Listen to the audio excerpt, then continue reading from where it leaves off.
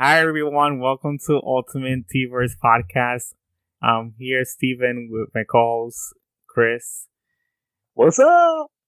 I know it's been a long while since we've done an episode, but decided to Yeah. quit another podcast and start going back on my original podcast because it was getting way too much. So now we're gonna start doing episodes 5 and 6. Episode is safe, and then the 6th episode is our Miss Reynolds. And Yeah. so the 5th episode is the summary is Mao must choose which crew members to save, which one is gravely wounded, and 2 others are kidnapped. Simon finds an uneasy haven in a remote village, but River's uncanny perceptions jeopardize the town's temporary safety. So we discuss each scene every 10 minutes or 20 minute scenes on the podcast, and I'm gonna try to explain what happens in each scene and just summarize it. Then we're gonna discuss what we think about it. All right. All right. First of all, what did you think of the 2 episodes overall? Did you enjoy them? Yes, I did enjoy them very much. I really enjoyed our Miss Reynolds a lot. That was that is a very good one. That one's great. It's a good. The safe one gives you a lot of good backstory though too. Yeah. So that's one good one on that. All right, let's see what we got. Let's get into this. I'm ready. All right. The episode starts with a flashback with River and Simon. They're obsessing about. It's like I think it was Simon who was doing his homework, and River was obsessing about the book that he was reading for his homework. Right. They're very young at this point. I would probably say about maybe 8 or so. Yeah, I think would be about my guess. Yeah, and after River talks about the book being wrong,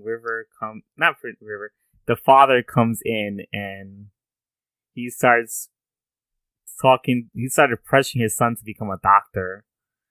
Yeah, well, not really pressuring, but they talk about basically like having a dedicated source box, which is kind of like having your own information hub. Yeah. And gives the deal of, I'll get it for you, but you got to be a brilliant doctor. I thought that scene showed their intelligence level very well. Like, it was really good at displaying their intelligence level. Yeah. So, and River points out, oh, well, the book's wrong. She's just like, this is wrong. The whole argument's fallacious. It's like, wow, it's just like, yeah, this book's like full of fallacy, so. Yeah, it's like, how did you know that? There are a couple of, you get to see later really how smart they are. Yeah, because I had to see, so there's something they're not telling me about River that they probably would tell me in later episodes, because there is something fishy about her, the way she knows about certain things. Then it flashes forward back to River having bad memories, and Malcolm's complaining about the noises that she's making. Oh, because they still have the cattle on board from getting it off the planet for that guy from before, where they had that nice little sword fight. Yeah. So they've got all the cattle on board, and she's being really loud. Cattle speakeasy. Yeah. And a bunch of cattle at least, like Mal points out, you get a whole bunch of cattle worked up on a ship, and basically it just turns into a giant meat grinder. Because with nowhere to go, cattle, if you get them enclosed and spook cattle enough, they will basically just freak out so bad, and then like stampedes, but except in the cargo bay of a spaceship. So yeah, that's not too good. Yeah, and then there's like it goes to a scene where you see the ship landing on the getting ready to land in the planet they went on, and Yeah. Oh, you you see missed a some good men. scene. You mean the men? You see men just like talk, seeing the ship, and it's like they are discussing. They want to take some stuff from that ship. Yeah. That was The really suspect looking guys. yeah. They're very suspect. They look like they want to do something. Yeah, they looked incredibly devious like. Yeah, Is stripping a rabbit nonetheless. Stripping the fur off of a rabbit nonetheless. yeah, That's really creepy looking. yeah, and the gang. I mean, like not the the crew, the Firefly crew. They decided to get their cattle ready to sell to the Yeah. buyers, and River is talking to the cows. Yeah. On the ship for was it on the ship for 3 months? She doesn't say anything to him. Get him on land, and all of a sudden she's the cow whisperer.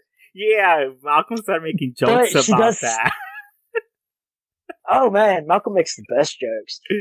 But you missed one of the good ones before that, where Oh, starts talking about how fast with proper vacuum equipment you can drain blood, and he's like, "See, creepy and mortifying, I'm okay with. I got no problem with, as long as she does it all quiet, like." oh yeah, Or after she kind of like starts throwing stuff, yeah, it's like creepy and mortifying. I ain't got no problem with. Man, I just the way they just mix that old timey talk with the sci-fi setting, just I don't know, it's just perfect. I just like that this show, like everyone smack jokes at each other. It's just like Oh yeah, no doubt, no doubt.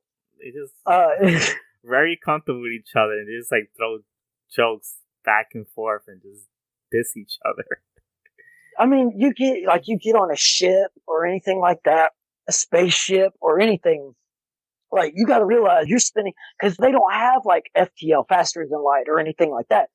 They're actually like flying place to place. Yeah, they have like a not really, but how would I say it? Like they have like a cruise speed, and then they have like a boosted speed.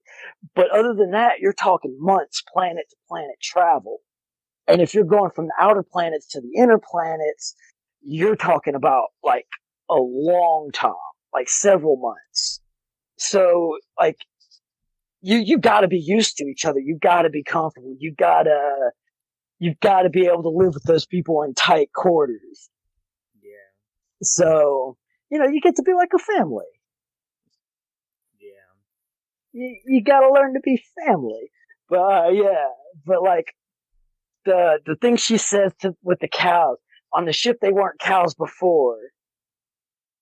They Yeah. forgot how to be, and now they see the sky and they could be cows again. Yeah, and then And it's Mal, like you make a good point. it's like, is it weird is it weird that makes sense? I can quote this movie or this show so much. Oh my gosh. It was so funny that because like Miles arguing with Simon, and Simon makes that point, and it's like, oh, that actually makes sense. Like, never mind. It's like, yeah, but like it's But you still wanted River to just go away. It's like, yeah, it's like take yeah. her. He's like, take her for a walk. It's like just Take her to town. I don't think that's a good suggestion. You might not want to take. And he's got these like really good stern ways of saying stuff where he's not like. It's not like he's bullying, but he's just like putting his foot down. You might yeah, not want to take that as a suggestion. Just like the way he delivers those lines is just great because it's like you get that he's like, I don't want to have to be the asshole here, but if I got to be, I can make that shoe fit very well. hmm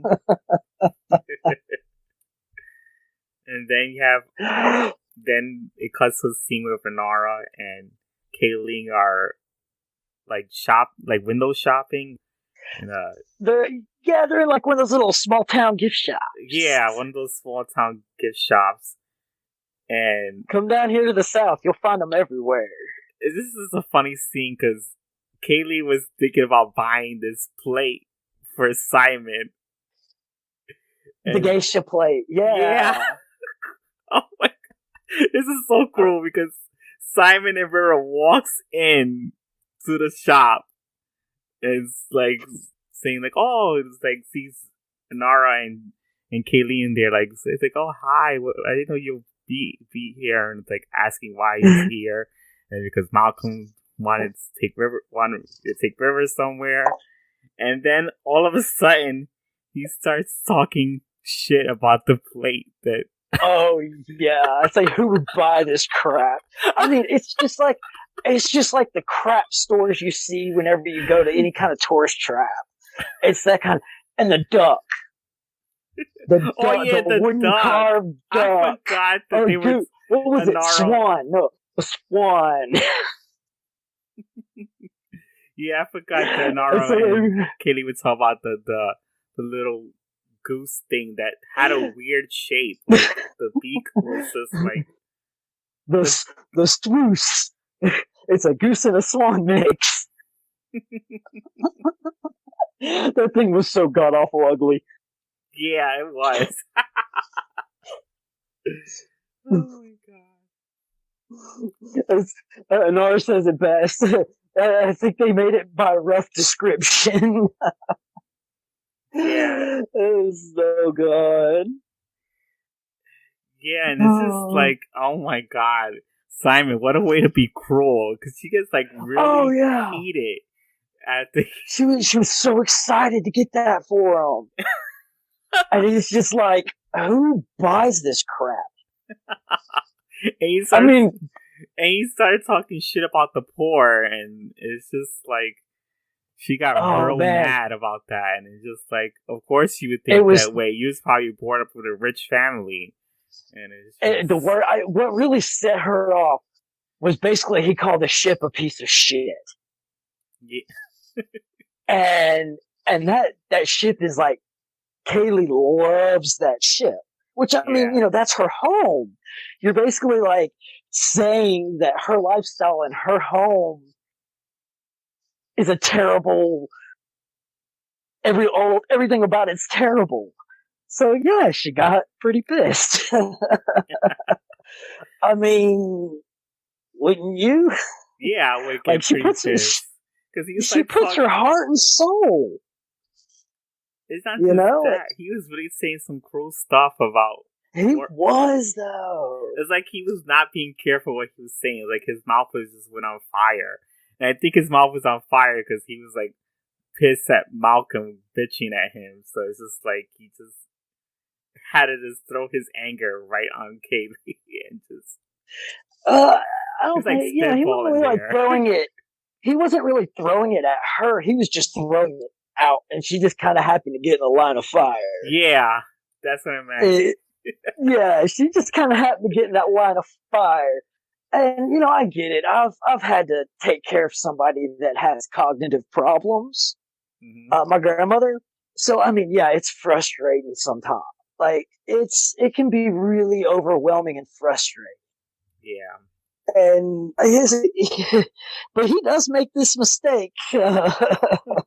He's like, "Oh shit, I fucked up." As soon as she like leaves the shop, he's like, "Oh shit." Yeah, she pieced right on out of there.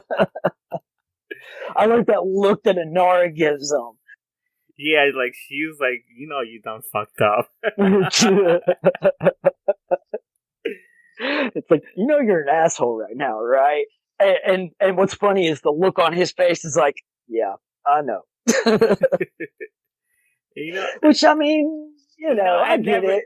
I never knew that Kaylee had a thing for Simon though, and to that point, like, oh yeah, huge. I mean, she really likes the dude. He dresses sharp.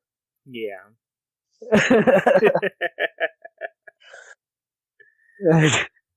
You gotta kind of give him a little slack too. I mean, he's kind of like thrown into a world he knows nothing about. Yeah. Taking care of his sister and all that. It's a lot for him. Yeah. So, and but this episode's still, a good. You ain't gotta be an asshole. And this episode's a good introduction of what the world is really like for him. It's just like, yeah, it gives him a wake up reality. But yeah, River ends up there after they leave the shop. River disappears, and he's like trying to look for her. Yeah, in the middle of the shop. Yeah, because he gets distracted from the conversation of where he turns out to be an asshole. Yeah, and River just leaves and like, disappears, and he's like trying to look for her. And the funny thing is, like, we see her, and he's like, he couldn't see her, and it's like, yo, she's right there. Just look at the right area. He completely misses her, and just right. And what's funny is that I think it's one of I'm not sure, the law enforcement just walks by, and he tries to act play cool in a very bad way, and it's just he nonchalants friggin', oh my god, like a disaster movie. It's like, if you just kept your mouth shut and not say anything, they wouldn't be so suspicious about you, but you had to say something. Come on, Simon. Yeah, but hey, but it actually does. I think it seemed like if they hadn't have been looking like they were they were heading towards doing something so much. Yeah, he totally would have been popped. Oh, totally. And his little howdy officers. that was just so weird. I know, right? It's like, dude, could you be more awkward? Yeah, you're making it obvious. It's like, man, that awkward guy in the back called. He said, hey, he wants some of his awkward back because you took all of it. You took all the awkward. Man. But yeah, and then he has to start looking for River. Yeah. And then go ahead. Then it goes back to a scene where Mao and Jane are selling the cows to the people. Right. And they were they wanted a cheaper price because the cattle look not well. Atrophied. They looked atrophied. I don't know what that word means. So, yeah, and then, so they're trying to, so they're selling the cow, and the guys are trying to negotiate that price. Because they dropped pretty big. It was what? Oh, they settled on 30 a head, and they were 20 a head. Yeah. Shepherd Book, man, he shows that he knows some stuff going on around. Yeah. Cause he's like, hey, is there gonna be a problem? He kind of cause you gotta pay attention to him because there's a whole subplot that they never got to get into with him. But if you read the comics, it's in there. Oh, okay. But don't read the comics until after you watch the full series. I know. That's what the comics are. I found that the comics take place after. Right after the show ends, left off of.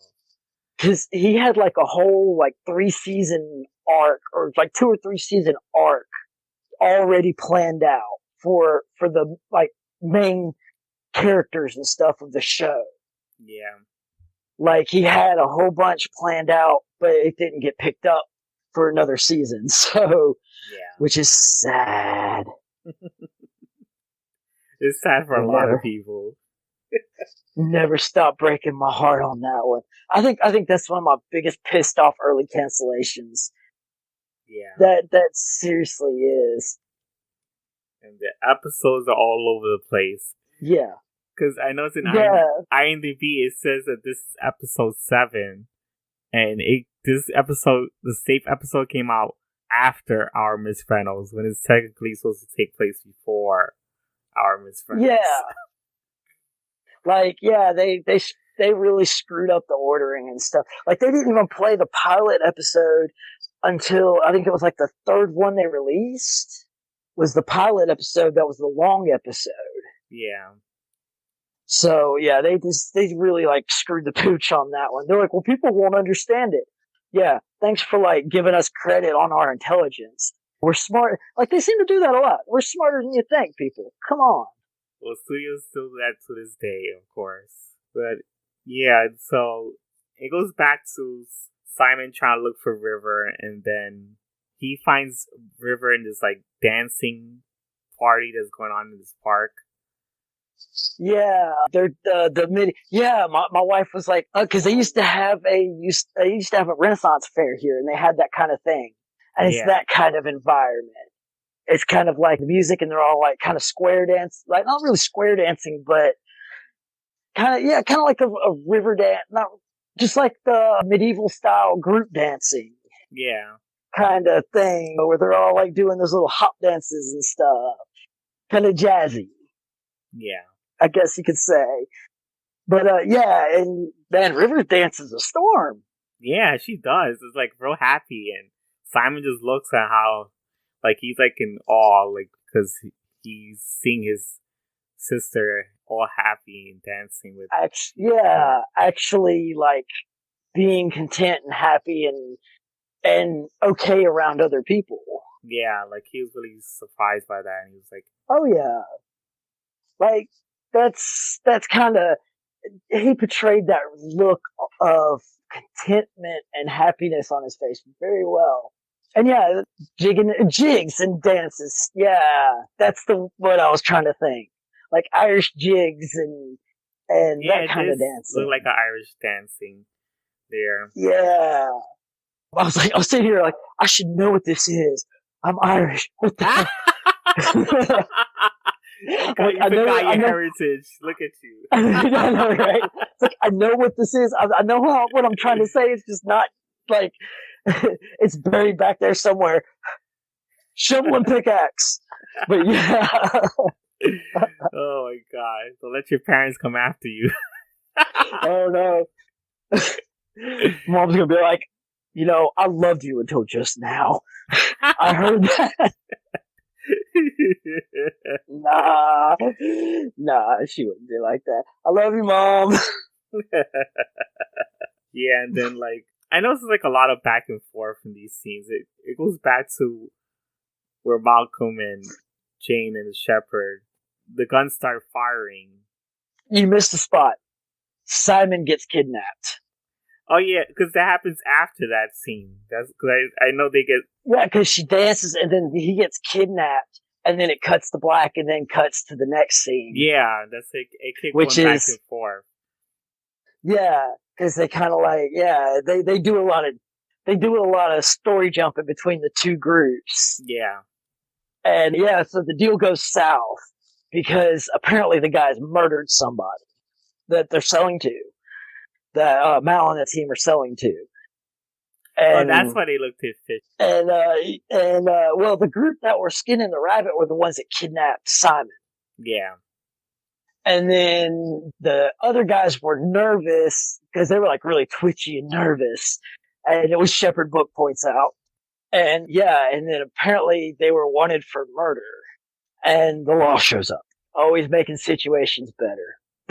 Yeah. Saying that very sarcastically. Yeah.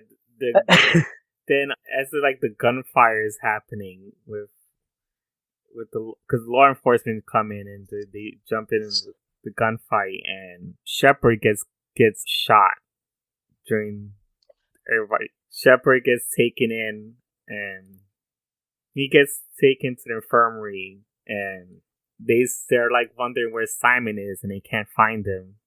Right, he sends Washington to town to go and find Simon, which he can't. Yeah, and it's like, forget it, we just leave him.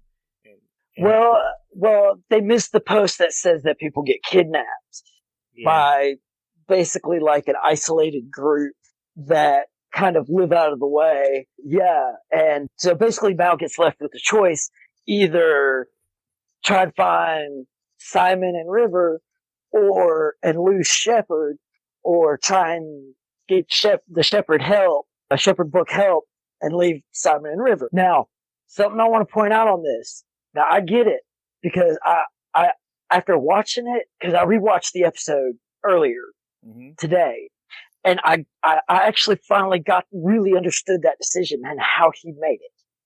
Because if you think about it, he's a doctor, Simon is. Yeah.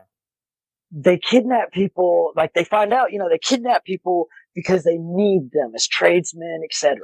Yeah. They find out that's the type of people. So he knew that they would be saved. So in actuality, it was a non-decision. Yeah. In that moment, because basically at this point, Shepard's already gone into cardiac once. Oh yeah, he got a seizure. That was not so great to see. And yeah, so he was basically critical. Yeah. So I mean, that they're not going to kill their doctor. You have a bit of time, because they're not going to kill the doctor they just got. So yeah, and it was funny because I'd never really thought about it that way. Like I'd never really thought about that, how he made that decision. And I was like, today it was just like, oh, I get it. It's just kind of like, that's why I like this series so much, watching it. It's because every time you watch it, you find new stuff. And yeah. What's funny is that Kaylee, I mean, after that argument she had with Simon, she was worried. She's like, oh, you can't leave Simon. We have to look for him. It's like, don't worry about it. Yeah, he's like, well, we already lost 2 today. I'm not losing one. I'm not going to make it a third. Yeah. And he's got this really weird way of making decisions, and which I get as a captain and all these people under your watch. Yeah. You've got to kind of be careful of how you say what you say. There's a lot to think about that situation. Yeah. But he does have pretty shit communication skills. He does. Mal does. He Mal really has does. Oh my god. But it's understandable too, because there's a certain area where it's you don't want to worry the others, but then again, you have to make these decisions where you don't want there's points where it's easier to be the asshole. Yeah. Instead of wasting time with questions, that you could just be the asshole and be done with it and get what has to be done. Yeah. So I get that. Yeah. And to be honest with you, I think this scene is probably kind of hard for people to rewatch, because knowing that the actor Ron Glatt had passed away, and just to watch this after I thought the same thing. It's like, oh my god, this is supposed to be knowing that he already had passed away and has seen this scene is just it's kind of eerie. Yeah. So it is weird. It's like, wow. I thought the same exact thing as you did when I watched it. I was like, man, it's so sad that he passed away. Yeah. And then you're watching it and you're like, this kind of feels a little too real. Yeah, that's what I'm saying. It's like it felt a little too real going on at this moment. Yeah. Yeah, he was a great actor. I mean, he did a lot of good acting, and which all of them have. Yeah. A lot of them did a lot of good stuff on Sci-Fi. Did great work on Sci-Fi Channel series. Various other. I mean, he was a really good actor. He really was, and it's sad, but that's the way of life. Pretty much. So, but yeah, all right. So they leave the planet now. Yeah, and the funny thing is that because Simon was like, "Oh, don't worry, my friends will come and save me," and then the guys look up in the sky and it's like, "Well, they just left now, so I don't think it's gonna happen." There's the Firefly. Yeah, and you see this really good shot, which actually the CG really wasn't that considering when it came out. The CG is actually really good. It's not great and wonderful or anything, but considering what they were working with at the time, the CG is not bad, and it's a really good shot of the Firefly of Serenity, the Firefly ship Serenity just lifting up and taking off, and obviously in an out of Atmo trajectory. Yeah. So it's like, yeah, they're leaving you. And yeah. And I forgot to mention that this is River gets taken with them because that River ends up like running into where the men are with Simon, and they see her and they just decide to take her as well. She thinks it's a game. That's like, oh, I found you. Yeah.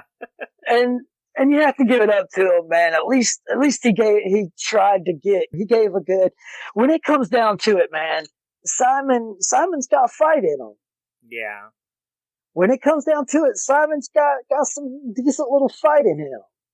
Oh, there was one thing I forgot to mention while they were like, when there's like the gunfight that happened, they had like some crappy sound effects for the guns. It was like laser.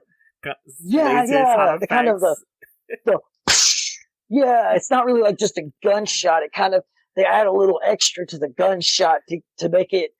I like it. I love it. I didn't like it. I think it sounds. I don't know. You don't like the gunfire? Because it's like unnecessary. They weren't laser guns. They were actual normal guns that, like we use, modern guns. But I just didn't understand why they had that futuristic sound. It was just ambiance effect. I get it was in the future, but they're using guns that are not. Unless they're trying to pretend that they're futuristic, but... Right, but I mean, they're basically like slide actions, revolvers. Yeah. I think there's only like one laser in the entire series, which is later on. And there's like one laser gun. Oh. I don't know. I felt like I felt like the sound effects was unnecessary. That's just my opinion. Wait, no, I'll take it back. There are two, but only one of them fires. There are two laser guns, but only one of them fires. So, yeah, I mean, I get it. I enjoyed it, but I can see where somebody wouldn't. Okay. Yeah, I thought it was kind of neat. Okay. But yeah, it was a bit of a weird style choice. Yeah, it was. I'm like, what the hell are you doing? There's also a scene in this segment where there's a flashback to Simon and River. I mean, Simon's talking to his parents about River. Right, because she's sending the letters, which are strange. Like the letters make sense to anyone reading them that doesn't understand. Yeah. But like basically the whole thing is her trying to send a message to Simon in the letter that something's wrong. Yeah. Making references to people that they don't know, strange ways of saying things. Yeah. Kind of like in Hancock, whenever he buys the alcohol and the dude puts in basically like massively charges for the amount so that he looks down and sees that it says 911, that kind of style thing. Kind of like if anybody knows the person, it doesn't send up a red flag, but anybody who knows them, it should send up a red flag that something is wrong. Yeah, like type letters. It seemed like, because to me it seemed like Simon knew that she was schizophrenic, and she wasn't at that time. Oh, because that's the point. Is at that time she wasn't, because she was okay. Because I remember early in the episode when Mal was complaining about River, Simon was trying to tell him that she's schizophrenic. She is at this point, because whenever all those letters were coming, she was at a special academy. Yeah. So she was away at a school, but she was trying to say that something's not right here. Something is going on here. Oh, okay. I thought. That's easy to miss. Yeah. Later on, actually in the next two episodes, you actually learn what's going on. Okay. In one of the next two episodes, I believe. But yeah, like, she's going to an academy for smart people. Yeah. But, because at this point, Simon's graduated and he's a surgeon. He's a top surgeon. Yeah. And and she's at the special academy, but the parents are what pissed me off on that scene. Yeah, because the Because parents they're were. just like so dismissive. Yeah, that's what I was saying. I think his parents are real assholes. I noticed his father was like in the beginning, like pressuring him to be a doctor, and I'm like, okay, this kind of reminds me of my father, like always pressuring you to Yeah, be a doctor and stuff. But yeah, right. and then later on, you see how even more cruel the parents are because it's just like they started saying that he's the crazy one and he's always stressed out. This is why you Yeah. need to get your life together because you worry about your And it's like sister too much, and it's just you see how close they are when you like listen to your child if they're like, you know how close we are, like me and my sister are, and I'm saying there's something wrong here. And he directly points out, lines in the letters. He's like, this is not right. And they're like, oh, being so dismissive. They are the richy rich uppity asshole yeah, type. Like that's they're the epitome of that. The yeah. parents are. To me, it made me start thinking that these are the type of parents that just want to have children for their money. That's what to be to use them up But to be successful and yeah, it's like they have kids and then it's like they I don't know. It's like so weird how that line of thought goes. It's like you've got to be successful and you've got to do this and you've got to fit in this little box that we make for you. yes, so you And could give us it's money in return and we could live off your well, money. That's what it makes it seem mm, like. it's like they've got that vibe to them. But I mean, they're already rich as all get out, I high guess social class. I guess they want But to keep the class going, not have a well, downfall. and they've got that. Everybody else's approval is so important to us. Yeah, Because at one point they're like, "Well, you're going to mess up your career," and Simon's like, "Screw my career. yeah, I care more about my sister than I do what other people think, or even my own career, because I'm worried." And they're just like, "Oh, you're being silly." yeah. And it's just like you just want to like reach in the screen and just smack them both. Yeah, I felt that I way. mean, It's like, oh my you're just god, his like, parents are terrible. they are, they really are. But he he really just, I don't know, man. He really shows his willingness to fight though too, Yeah, because he's just like, I don't care what you think. This is what's going on. yeah, So Simon really has his moments. His character, like, he's a love hate character. yeah. I You like know, him. He's like one of my I do favorite too. But characters sometimes you're so like, far. oh, he's such a dick. And then other times, but it's just like but he Malcolm really is a like, dick sometimes.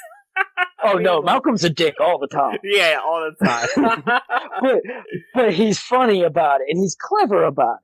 So but like, yeah, and okay, so like the parents and all that, they just like dismiss any factual evidence. Yeah. Gotta love those people. And then what else? Did you have fun at the Danville's party this year? I thought it was rather bland. It's like we don't even know anybody by that name. It's just wow. And I'm pretty sure we're probably going to see more of them in the later episodes. Or, Yeah, okay. I I think you do see a little bit more of the parents and how they are, if I remember right. Oh, because Oh, they didn't show, they just show that part and then that was it for the rest of and the then, no, episode. there was there was the other scene with the parents too, which comes later. Okay. So, they, it goes back to the scene where Zoe is trying to like nurse Shepard and Anara tries to suggest like other medical facilities to try to like nurse Shepard, and they decided to ask about the alliance. Like the cruiser Magellan that they make a reference to, they go to it for medical assistance. Yeah. So, which is a strange choice for Mal. Yeah, that was just strange to decide to ask the Alliance for help. And then, but I mean, I get it though. He didn't really have much choice. Yeah. So they were. By the way, we missed a one big point. The planet they were on was very backwater, kind of out of the way, not very much. You don't go there unless you got a reason to be there.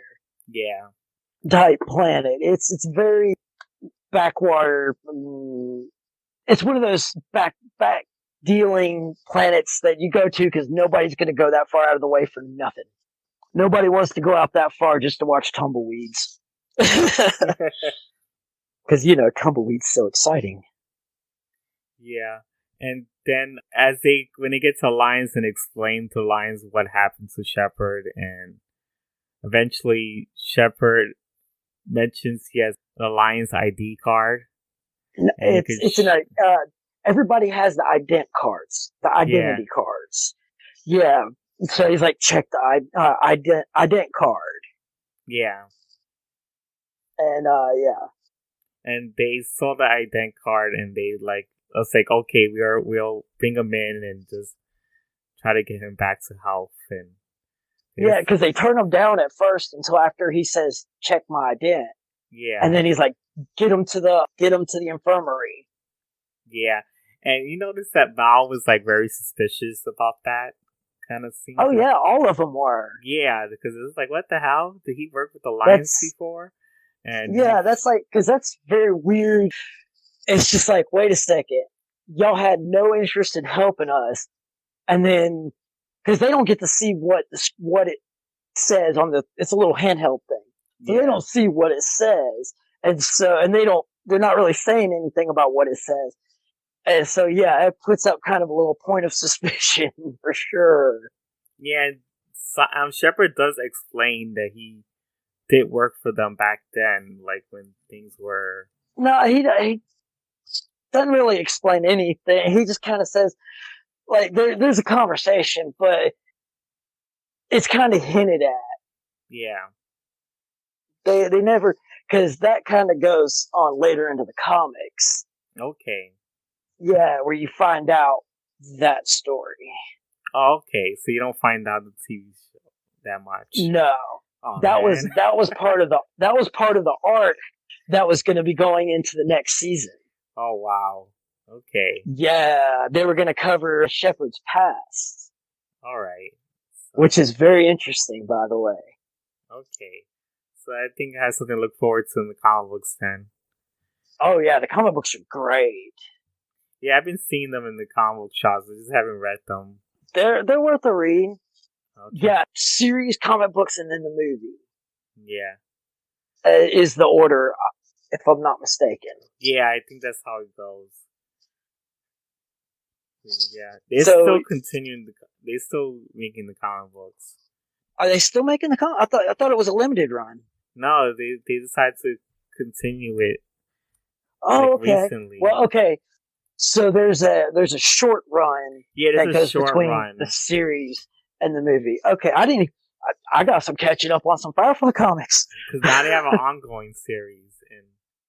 All right. I got something to look forward to. Because I saw it in the comic book shop last month, and it's like, oh shit, the comics are actually there. I forgot. I forgot what issue they were on already. I think it's because I know there was a limited series. It was called Serenity. Yeah, that's also the name of the tabletop RPG for it. Yeah, and the movie. Yeah. Yeah. So we missed the point. Are we on where Simon starts taking care of the people in the village? Yeah, that's what I was going to discuss after the Shepard thing going on. Because it goes there's a lot of back and forth, and I don't want to keep going back and forth. So, but yeah, okay, I get you. I get where you're going. But yeah, like, because they actually have like that small discussion while Shepard's in surgery, Yeah. where they're like, "Wow, that's kind of," they really point out that's kind of a bizarre thing to happen. Alliance doesn't just like turn around and change their mind like that. Yeah. That's not really how they work. It's just like I remember watching that for the first time and watching him like the way it happened and just being like, "What in the world? That's such a strange thing that they just did that." And it's quite suspicious. Yeah, I found out You can tell. the comic book has 13 issues so far and it's still going. Yeah. Oh, okay. I might have to give that a read. Yeah, it has an ongoing series. Because I really like the characters and stuff. So Yeah. it's my wife will be happy to find that out. And so yeah, going back to the show, there's a they go back to there's some scenes that they go back to where Simon and River they meet with this woman talking about the sick people that's in the town that they needed a doctor and that's the reason why they kidnapped him. Right. And I remember the doctor was trying to convince him to stay. Yeah. She was just kind of like, you know, um, wherever you go, you can kind of make that your home. You're on a journey. And Simon rightly points out, yeah, y'all kidnapped us. Yeah. It's not like we chose or ended up here. You kind of took us off the streets. Yeah. And there's the little girl, Ruby, I just found something out. What? They had no idea because in the IMDb it says that Zac Efron was playing young Simon. Oh my god, that was Zac. Yeah, I'm like, oh my god, that was him. Young Simon is Zac Efron. Oh my gosh, that must be one of his first acting careers. Then, I mean, first. God, he's so young there. My wife was just like, I knew who he was. Wow, I can't believe that was him. Because like the face looks familiar, and then you point that out, and it's like, oh, that was his first acting. Because I looked in IMDb, and that was his first acting gig that he did. That was his first role. My wife's just like, I've been trying to figure out who that was for 3 years. Really? Oh my! It's been longer than that. She's like, I've been, because like I told you, we watched it earlier, and she's, you kind of get that, just like we're talking about, you get that. I know that face from somewhere. She's a big Disney person. She loves Disney stuff. But that's interesting that he started out in Firefly. I didn't. Nice. You even got me on some trivia there. Yeah, because I'm looking at the IMDb because I'm trying to figure out what was the woman's name that was asking Simon to stay, and her name was Dora Lee. Because I remember they didn't mention her. I don't know if they mentioned her name or not. She's the school teacher. That's all I know. So they may have her under school teacher. Yeah, they put a name for her. It's Dora Lee. But, yeah. Oh, that's the character name? Yeah, it's the character's name. Her real name is Erica. The actress is Erica Tazel, which I don't know. I don't either. But yeah. That's the only thing I can think of ever seeing her in. Yeah, but yeah, it's just she was convincing Simon to stay, and she was like saying like, oh, he was like chosen by God to stay here. Like she was like being religious. Yeah, it seems like, yeah, you realize they seem to be a pretty religious people in that little town. Yeah. You start in the finding lovely out town of kidnappers. Later on, you find out they're more religious. So. Oh yeah, they're like zealot religious. Yeah, it's just funny. And then you see River talking to a little girl. Mm-hmm. Yeah, they're sitting there. Ruby and her are sitting there talking, or not really talking, but River's just kind of sitting there in front of her, and they're just kind of like, I don't know. There's not really any talking going on. There's just like they're looking at each other. Yeah. Which seems like a weird scene, but they're in the background too. Yeah. And kind of, yeah. that's in the very beginning, and then after Simon had nursed everybody to health, and then River gets the hushberries. Hodgeberries, yes. And she starts giving it to Simon, and she starts. This is weird because she starts remembering that, she's like started feeling bad for Simon because it's like, oh, I took you away from your career, and it's just like, yeah, everything's my fault, and it's just. She has one of her moments of lucidity. Yeah, and it's just like where she kind of realizes, yeah. And it's just like, wow, she does understand what Simon goes through. Like, she does know about how she affected his life growing up. Like, she does know. She's not oblivious to everything that goes on. Like, she is aware. Oh yeah, she does. She has a level of awareness. Like, it's anybody with those kind of cognitive problems like that. They have moments of extreme lucidity where they have an understanding of the things going on, and kind of they realize what's going on. And it was a really heartfelt scene. Yeah, and then she mentions about her father, and Simon got worried about that. Yeah, it's saying that their father will come. There's a point in between here and there, or is it this? I might be jumping ahead of you, so I'm not going to, because I think I was about to jump ahead of you. But yeah, and then she tricks him, saying that the berries are poisonous. Oh yeah, she did say that afterwards. Yeah, she's like, yeah, but she's like, these are even better than the ones at wherever the other bush was, by the neighbor's house where they live. And she's like, yeah, but they're poisonous. And he believed. Yeah. It was a good joke. It was a good joke. And because the thing is, River decides to tell Dorley, the woman, about about what she said when she was talking to Ruby about the mother tried to kill the two daughters. Yeah, and that Ruby got away. Yeah, that's what they were talking about, and Dorley was like shocked at how River knew about that because Ruby doesn't talk. She doesn't. Right. Because she got so excited about you got her to talk. Yeah. Which, understandable. Yeah. And then. And then they decided to call her a witch. Well, yeah, because she was like, River's like, no, Ruby doesn't talk. Her voice got scared away. Yeah. And she's like, well, if she doesn't talk, the teacher realizes if she doesn't talk, how do you know that? Because there's no way for River to have known that unless Ruby would have told her.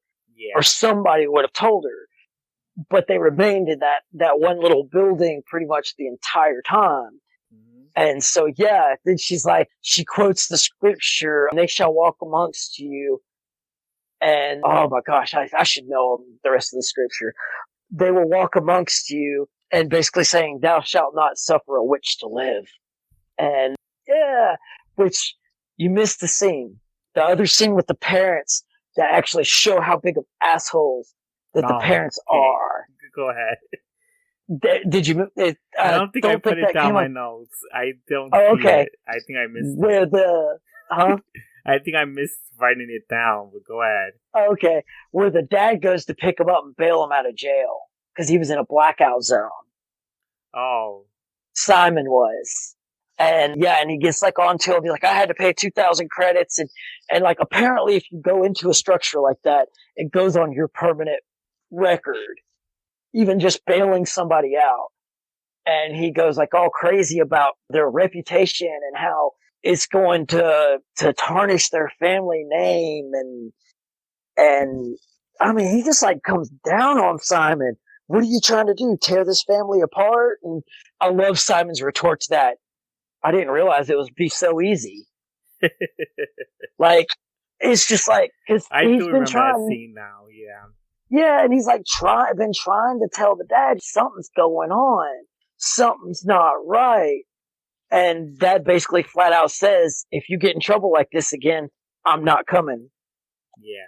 And yes, and that really like shows how self-centered and self-serving and Richie bitch his parents are, or at least his dad really. I'm sure the mother in that kind of situation, the mother's more of the type of sit back, says nothing, and just goes with what the father says. Yeah, she You does. know? That's what it does And seem like. yeah. And it looks like they're like very suspect on how they hide. Like they're like something is up with the parents, and they're like hiding something from their children. Well, yeah. I mean, yeah, I could see that. I don't know if it's true, but It's they're just really wrapped around their public. You know, I mean, they have that public basic image. Yeah, that basic high class society thought. Oh, what will they think of me? What will they think of us? Do nothing that could possibly shame the family name. That type of attitude. Like, it matters what these people think. They're more concerned about what other people think about them than the fact of, hey, your daughter's off at an academy sending weird letters, and guess what? She's being experimented on. Yeah. So it's like, yeah, it's like, wow. So, yeah. Simon's just kind of like, whatever, man. Yeah, and we eventually see it goes back to the shepherd getting better in the infirmary. Yeah. Yeah, finally Shepard's actually feeling better, and they decided to take him back to the ship, and everything is fine. And it goes back, then the scene goes back to Simon trying to save his sister and yells at the people from the townspeople because they're getting ready to burn her. Burn her at the stake for being a witch. Yes. Yeah. And Simon says, you know what? I'm going to join in too. You could burn me as well. Now, here's a good scene though, because whenever he goes to kind of try and intervene, he gets in a little scuffle with a couple of guys. Man, he knocks them down and stuff, man. He throws some fighting punches really, really well. Yeah. Like, he puts up a good fight, and then once he gets up there, he's like, well, you'll have to burn me too. They're like, well, that's not going to stop us. Yeah. Wow. I remember, like, I think the guy who's, like, in charge of the townspeople was there. Yeah. Oh, yeah. And River points out that he's like basically saying, he said, I can't remember what they call him, but like basically what they call it. And he's like, do you know what that means to River? He's like, you're the governor basically, and you're the governor now. And then basically lays out that, oh yeah, and you were alone with the former governor, and then he died. And that's when he goes, witch, burn her. Yeah. Like, because, I mean, River just basically calls him out. It's like, yeah, I know who you are. You're basically, you run the town. Yeah. And you killed the guy before you. Hey! So, yeah, that went well. And yeah, and then they get in the scuffle, and then Simon joins her, and then he's just finally like, light it. Yeah. And he's brave, man. He's got his points, man. He just shows some massive bravery. So you gotta give it up to Simon. When it comes to his sister, there ain't nothing that's gonna stop him from taking care of and protecting his sister. Yeah. And then the Serenity crew comes in and tries to save Simon and River. And yeah, I like it because Jane's hanging out with a shotgun out of the bottom bay. Yeah. He's just like, and really good line comes out of that. Oh, jeez, I gotta remember the setup to it. Put it down. Looks like we got here in the nick of time. What does that make us? So he's like, big damn heroes. He's like, and Mal's just like, ain't we just? Oh god, that was so corny. I liked it. It was corny, but it was good corny. And it's like they're saying, you can't stop us. This is God's will. And Mal's saying, it might be God's will, but you see that guy up there holding a big gun? Well, I'm not saying it wasn't easy to find you, but this was out of our way, and he didn't want to be here in the first place, so he's looking to kill some folk. So it's his will you best be worrying about. Yeah. Which, I mean, Jane is not someone you'd really want to get on the bad side of. Yeah. He'd be pretty quick to just kind of shoot you down. And I remember that's because, like, Simon was shocked that Mal was going to save him. Oh, yeah. There's another thing I forgot. There's another because Mal like says that we're gonna take this doctor here. We need him. Yeah. It's like no. It's like she's a witch. He says, yeah, she may be a witch, but she's our witch. Yeah. And it's like, this is our doctor. And yeah, and they're coming with us. Yeah. And then they take him into the ship and. Yeah. Yeah, that's when Simon actually is like shocked, like, why did you save me? I thought you was like didn't like me or hated me, and it's just like, no, I didn't hate you. I was gonna come back for you. It just well, Mal's more few words because the way because like he said, this is kind of like their bonding moment. Yeah, it was that bonding moment, and he's just kind of like, you don't even like me, and Mal's just like, you're part of my crew. Yeah. And he's like, that doesn't understand. Why'd you come back to me? You're part of my crew. Why are we still talking about this? Yeah. It's like, he wanted to come back to him, he just couldn't at the time. So he just decided to get him later. Mal seems like an asshole, but I mean, he's got a big heart. Yeah. He doesn't show it. He's not one to just be like outward with emotions. So, you know. Yeah, and then they had their usual dinner and that was the end of the episode. Yeah. But yeah, I did like this episode. It was very fun and it was interesting to see learning about River and Simon's backstory. Yeah. It kind of gives you they kind of made it a little more River and Simon centric. Yeah. And it really lets you kind of learn their characters a lot better. Yeah. And it shows a lot about the Shepherd. Like, it shows a lot about kind of like leaving mystery on him. Yeah. So we got backstory on these characters, and I really enjoyed that, getting to know them. Yeah. The writing on that episode I thought was really good. The jumping back and forth is good when you're watching it, but it does make it kind of difficult to cover the talking about the episode. Talking about the episode, because I was like, you know what, I don't want to keep going back and forth. Let me just discuss one particular section and then go to the other section, because it's like a lot to. And they really pack a lot of development into one episode. Yeah, like. Joss Whedon, man, gotta give it up to him. He's a storytelling genius. Yeah. He's really good at what he does. Yeah. That's for sure. Okay, so at least at this point, have you found your favorite character yet? I think it's I don't know. I have to. Still haven't quite gotten there, huh? I still haven't got there. All right. Which characters are you like enjoying the most so far? I am enjoying Simon, and I think only because I do enjoy all of them. They all have their moments. Oh yeah. Well, and see, that's what makes the characters so real. It's like there's not really.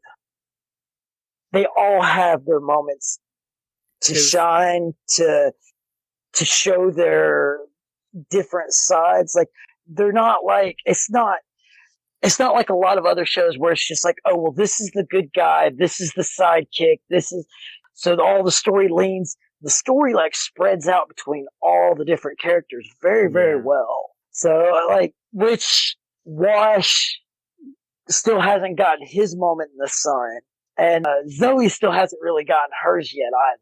Yeah, she hasn't gotten her moment to shine yet. But they all get them. Like they really, and then those moments they say a lot about the characters, and like it's really hard to not like all of them. Like even Jane, man. I don't know. I still haven't liked Jane. He's my least favorite, to be honest. Just like some of the other ones, you just gotta remember he's a screw up, but he's the screw up, but it's not because he's wanting to be or anything like that. It's because he doesn't really know anything else. Yeah. He doesn't really know that family type thing. And he's still kind of trying to figure that whole deal out. Yeah. Which we did miss a scene where Jane raids the doctor's cabin. Cabin. Oh, there was a scene where he takes I think money from Simon's book bag. I think he takes like money and like a whole bunch of other things, and he opens the journal. He's like, "Oh, the pompous prick today." It's just so funny because there's and in the end of the episode, like you see him like trying to act like he didn't do anything, and it's just like he just like dumps everything out. He's like, "Hey, doctor, glad to have you back." Because I don't think he was thinking he's gonna come back. Like, he's like, I think he was shocked that Malcolm wanted to get him too. Well, he tried to be like, yeah, things will be a lot easier without him. Yeah. Which, I mean, and Zoe agreed, which would be true. But, kinda, you could tell because of his history that he's not the type to just be like, oh yeah, just write somebody like, of his crew off. Yeah. You know, he's an above and beyond for his crew. Whether he likes you or not, it doesn't really matter per se. If he considers you family, then he's got your back. Yeah. And, yeah, so I'll give this episode 8, I think. An 8? Yeah. It's a good episode. It was a good episode. I liked it a lot. So, and this comes here comes my the next episode, like the best episode I've seen so far. It was really entertaining. So we have Firefly episode 6, Our Miss Reynolds. And the summary for this episode is a woman claiming to be Miles' wife appearing aboard Serenity. I don't know, that's such a short summary. I don't know why I left it like that. I could give a better summary. Basically, after a job, a woman appears aboard Serenity and claiming to be Mal's wife. And in an effort to remedy the situation, hilarity ensues. And find out what's going on and how this came to be. Yeah. Maybe I need to go on there and be like, yeah, edit. Because that is a crap summary, dude. Yeah, it's only like, one sentence. That's a bad summary of a really good episode. Yeah. And so, yeah, this episode starts with it was like a very funny comedy scene that was like, why was that there? It was just like just trying to make us laugh. Like the first I loved it. It was like the horseman. I loved it. Because they're in the carriage thing. It was the covered wagon, yeah. Yeah, it was Mal and Jane. Yeah, Mal and Jane. Yeah, they were in the wagon, and like horsemen come up to them and just like they wanted to steal the boat. Like it was like a boat wagon. It was kind of weird, but whatever. Yeah, it was like an old timey horse carriage bank vault wagon. Yeah. That they like one of the ones they used to use to carry money from bank to bank whenever they did collections and whatnot. Yeah. Up front is Mal and Jane, but Mal's in disguise. Yeah. Oh God. He starts revealing himself because he was a woman in the dress, and it's just so funny. Yeah. He's got on a dress and a bonnet. And he starts killing the men. Well, he throws out a really good line because the men stop him and they're like, "We're gonna take what you got and we're gonna have relations with your missus there." Jane pulls out the line. "Oh, I don't think you want to do that. She sure is mighty. She's powerfully ugly." Mal looks up. "How could you say that? You're not the man I married."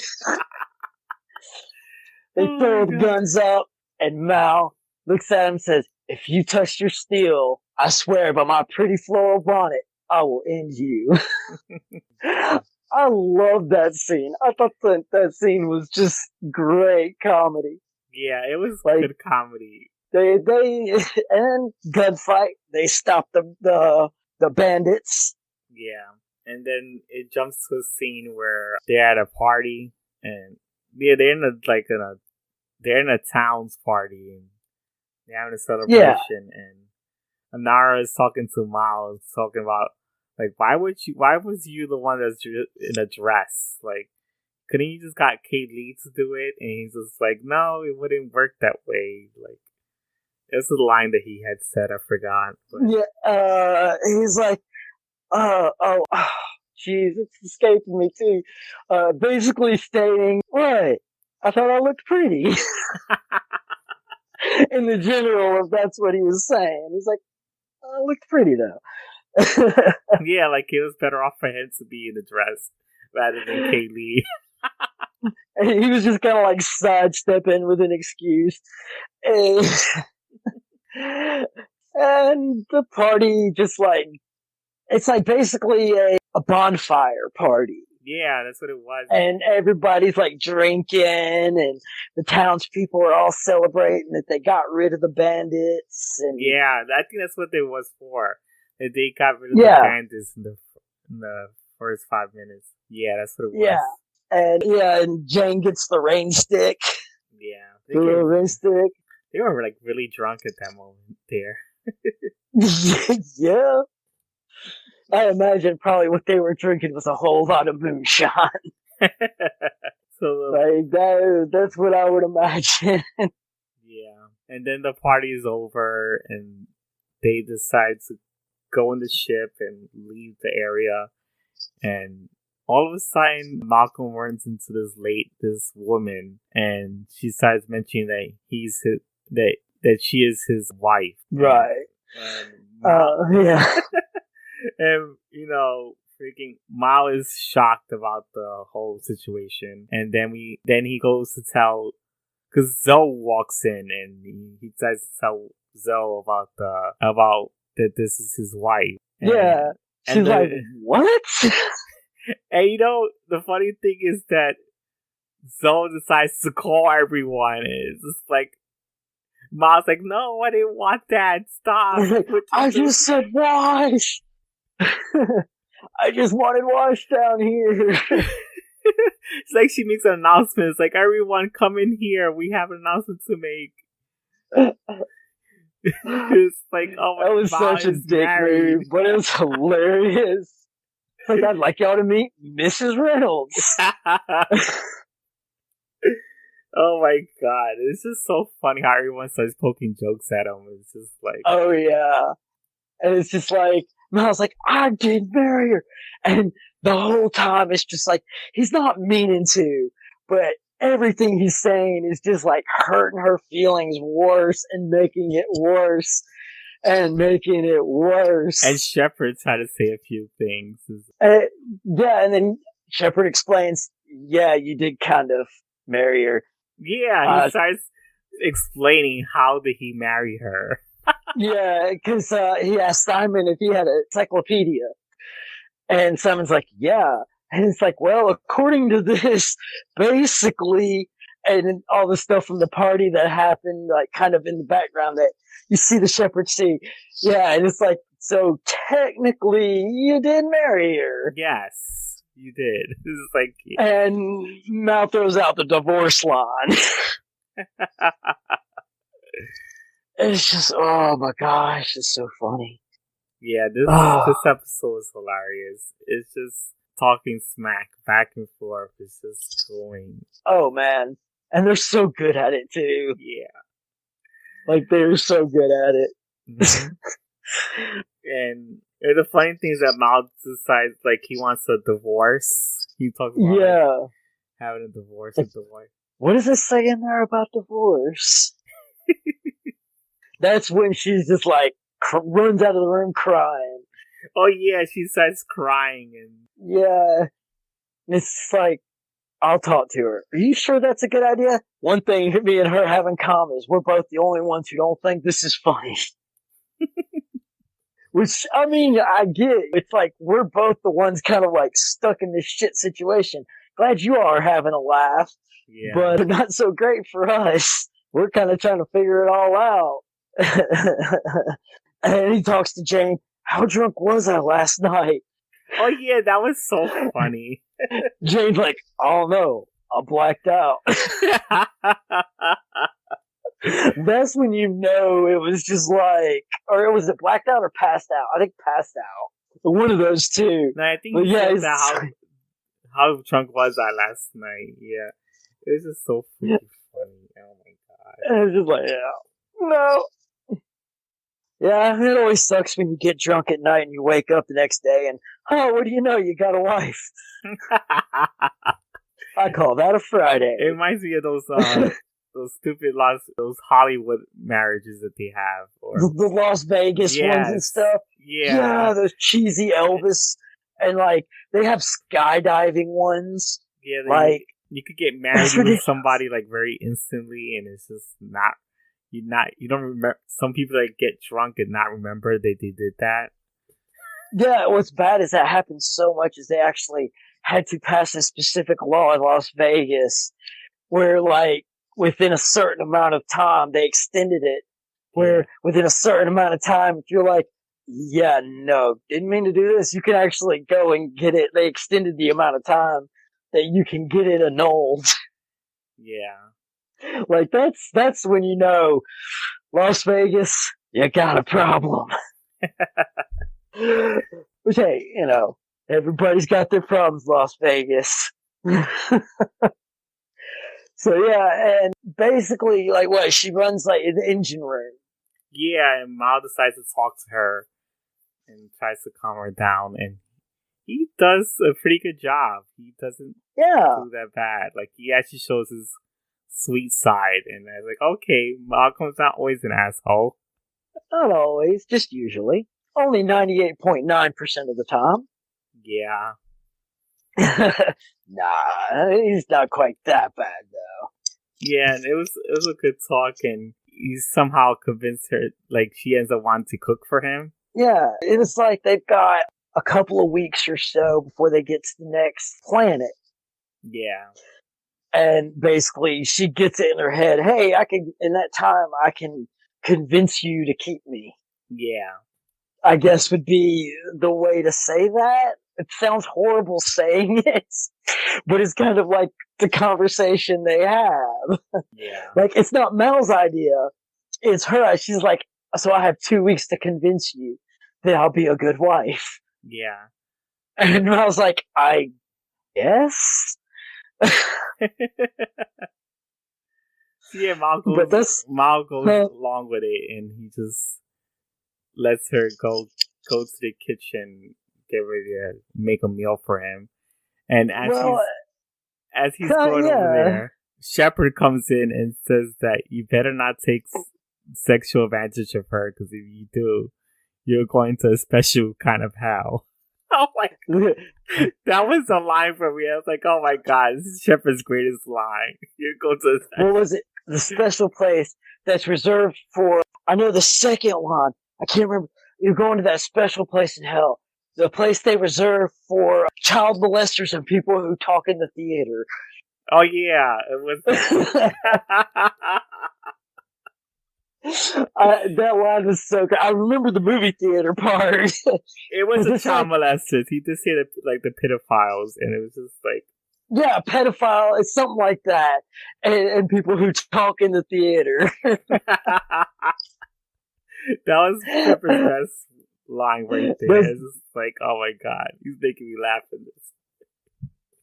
Yeah, that one. I still laugh at that one every time. The special hell. The special kind. Yeah, that was just so. He pops his head out the second time, and he's like, and I was like, I'm not even like looking to do that.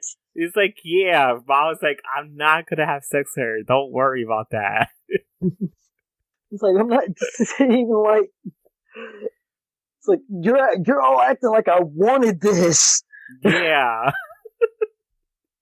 It's just so funny how everybody just attacks Mao. Just like perfect moment. He's totally the punching bag the whole time. They like just straight up make him the punching bag. Yeah, and then as he when she's finished making the meal, he's sitting at the table, and as he's eating the food that she made, you see Wash and Zoe come up to the table and talk to him, and they talk about the meal that she made. And the funny thing is that Wash wants to have a piece of that meal, and Zoe is like getting jealous. Oh, Zoe's getting pissed. Yeah. Oh my god. He's like, and Wash is just like trying to cover. How quaint! See how quaint she. Because he's like trying so hard. Like he keeps accidentally saying stuff making Zoe mad. He's like trying so hard to not make her mad. Yeah, and it just keeps failing. Oh, miserably. Only in a way that Wash can. Yeah, and I think Mao noticed that was getting uncomfortable in that conversation. Oh, yeah. And decides to I'm gonna leave, and It's like if I hadn't already ate. He's like, this food's good, but if I hadn't already ate. Yeah, he tries to not, and she was like, Saffron, the wife was like, she was just like, it's like, oh my god, was the food terrible? She's just like constantly doing this whole trying so hard to get his approval. Yeah, like just trying so hard to get his approval. Yeah, and then she just asks him about what is it's okay if I wash your feet. Yeah, I love that look she gives, man. He's just like, and then just walks. Yeah, he walks away. He's like, you know what, I'm done. He's like, it just got too weird. This just got too weird. No. Yeah. Now, where he seeks refuge is even weirder. Yeah, because he goes to Anara's place. Yeah, to her shuttle, yeah. It's like, I just want to hide out here for a while. And you can obviously tell she's so jealous. Oh, yeah. Oh, my God. I was just like, all the women here are having their periods. Oh, my God. They were so moody, and it's just like... It was like they were all just pissed. They were all oh my god. It's like Zoe's getting mad. So you get away with it. If I would have said that, man, I would be dead. Because I was watching the episode and it's like, oh god, look at that. They act like they're on their periods right now. They're all moody and stuff. But yeah. Oh my gosh. What? Is it wrong? I ain't saying nothing. Oh god. Ignorance is bliss. And I have no idea what's going on right now because I'm blissful. Nah. It's just hilarious. Oh, God. My wife will laugh at that one. Yeah, because it's like, and I was really jealous, and she tries to act like she's not jealous. And it's just like, but she is so obviously yeah. How do they not see? How does he not It's so weird. I guess it's just he's that blind about it. I don't think he's blind about it because in the end of the episode, he does show some. I mean, you can tell they obviously they obviously both have it for each other.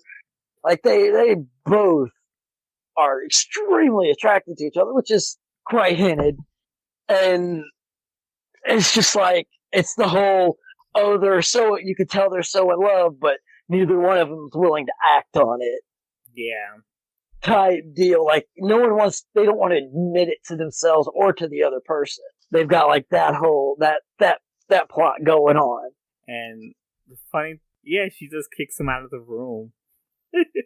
Yeah, It's so funny about that. like the poor Mal, man. He gets no quarter.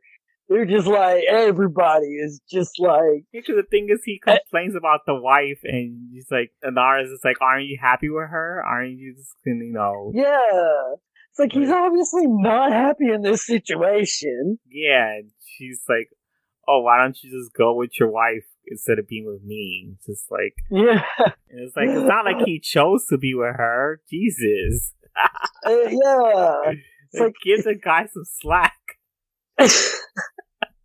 right? It's like, man. It's like, why getting mad at somebody? Why can't you keep up hopping on one leg? Or why can't you keep up? I broke my leg. Well, why don't you hop faster? Somebody hit me with their car and broke my leg. It's not like it's my fault. Come on. I'm trying here. You know? Yeah. It's not like he asked for the whole thing. And the funny thing is that as soon as after Mal gets kicked out, he walks out of the room. Jane walks in and says like he wants to trade his gun for Mal's wife. Yeah, it's like it basically kind of looks like a machine gun. I can't really think. Yeah, it is. It kind of. I think it's like an AK-47. Yeah, I think it was something like that. Or the newer AKs, but it looks like an AK. It's an AK type weapon. It's the machine gun called Vera. I know Who it's not names their being gun accurate. Vera? I know it's not being accurate what it's called, but it looks somewhat to that what it is. But yeah, but who calls their gun Vera? Yeah, I mean, and yeah, he's like, I have a feeling you don't take me seriously. Yeah. He's like, I'll make a trade. He's like, she's not mine or anybody's to trade, barter, or anything like that. Like, he's trying to teach her to stand up for herself. And if somebody tries to kill him, you kill him right back. You don't let anybody take advantage of you. Offering to get her work whenever they land on the next planet, help her find a job. Yeah. An honest job.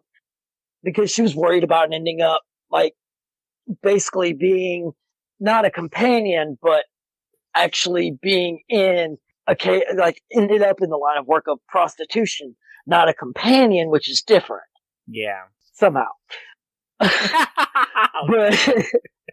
I mean, there is a difference because companions are like trained and certified, and then they have like, the prostitution, which is escort. Just kind of like black market kind of, or like sold to somebody as a wife or something like that, which is kind of what happened to her because the townspeople couldn't fully really pay for their services, and she was kind of like supposed to be thrown in as part of that deal.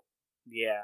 So and he's like, no, I'll get you like a factory job, or we'll find you a ranching job if you like outdoors. Like, the whole time he's trying to encourage her and boost her self-esteem up. Like, Mal is actually doing, like, trying to be a really good person. That was so weird to see Mal, because it's like he actually cared about her. He wasn't being a dick at that time. It's just like, okay, he's not a bad guy.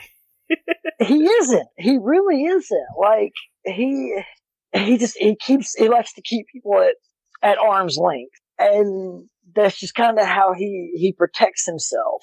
Mm-hmm. But like, in all, like, he is a good guy. He's not this terrible, awful person that he tries to pretend that he is. Yeah. He tries to pretend he's a much worse, I guess, I wouldn't say pretend.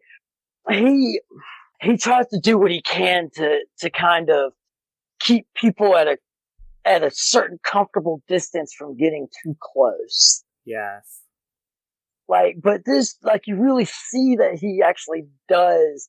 It really shows his compassion and that he's not always that person that he puts forward. Yeah.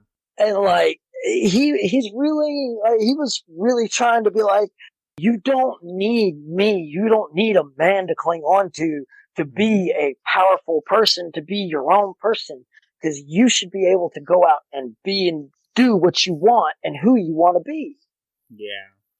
Like, that's like, this is one of the episodes where you really start to kind of see that Mal has more definition than what is originally shown. Like, you actually get to see more sides of him than just the captain's side.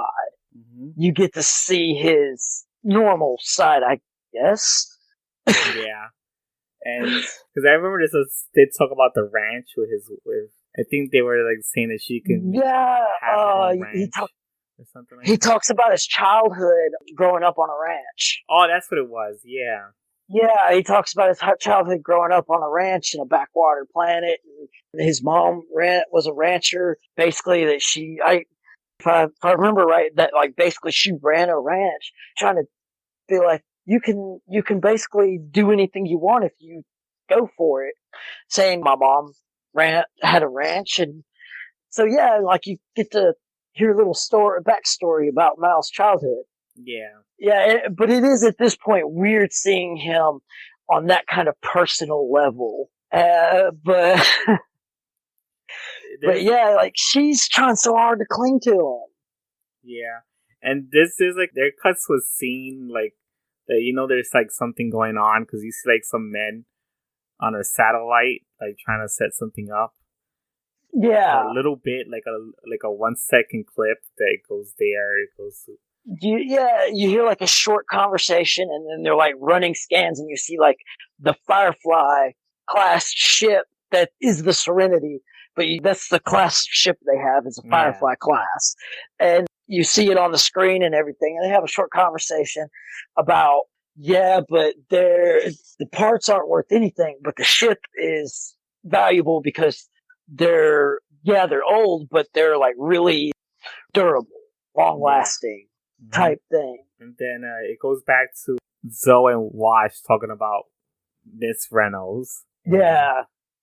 And then Zoe ends up getting really mad at that situation. It's just like she gets moody and oh god.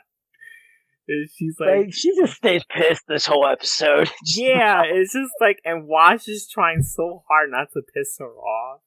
And it's like, it's not my fault. It's just like, I was trying to be nice to the woman. It's just... Yeah.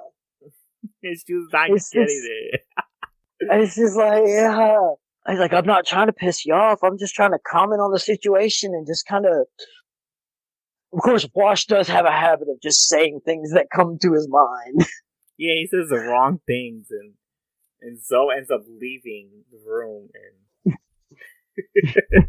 all pissed off. And then... Then Saffron, the wife, I know her name is. They mention her name is Saffron. Yeah. She's like getting undressed, and Ma walks in. And she's like, walks into his bunk. Yeah, and then she's like asking for him for sex because she starts talking about his sisters. Like she had sisters. Yeah, that they were in the. It was basically like a boarding house for women. Yeah. And them getting married off. Yeah, it's just like they always going out with ugly men, and she doesn't feel, she doesn't feel bad for herself because now she is out with a guy who's more charming and nicer and more handsome. Yeah, she was like trying to like get Malcolm to feel better about himself, and she's trying to very hard seduce him. Yeah. And then the funny thing is that Miles says, I was like, oh yeah, I'm going to the special kind of hell right now. That was my favorite part. And I was like, oh god. It's like, yes, it's the best episode I've seen so far. It's like, yes. That moment of like self-awareness and clarity. I'm going to that special hell. Just that moment of self-awareness. Oh my god. Yes, it was so freaking funny. Oh my god. And then he ends up, Saffron kisses him and he gets knocked out. Yeah. Now comes The what they twist. Now, Yeah. sorry, What a Robot twist. Chicken reference. Yeah. Now comes the twist. Yep. That was really unexpected. Like I did not think that that was a plan. And Yeah, yeah, and then you see Saffron. She goes to where Wash is because Zoe's not there in the room. She's not there in that room anymore. And right. Goes to the cockpit up there to where he's at all by himself. yes, and he's like very awkward about the situation. He's just like, "Oh, what do I do?" Because Yeah, because she's like starts hitting on him and like trying to seduce him and stuff. yeah, he starts talking about his wife, and it's just like how much he loves her, and it's just Yeah, because like he's just like, I wish I was someone else, but I'm married. I'm happily married. Plus, she would kick my ass. and he said that's what I like about her. She's very Yeah, very. Yeah, there you go. Very warrior woman yeah. type person.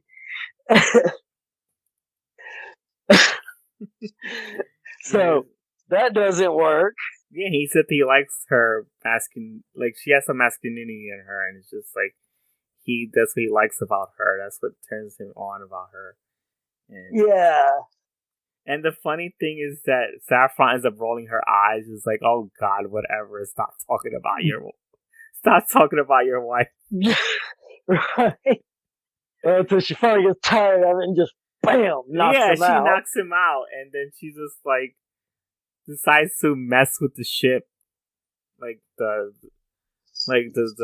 wires, the circuits, and yeah, she starts hitting on the panels and just like does some stuff with the circuits and welds the cockpit door shut.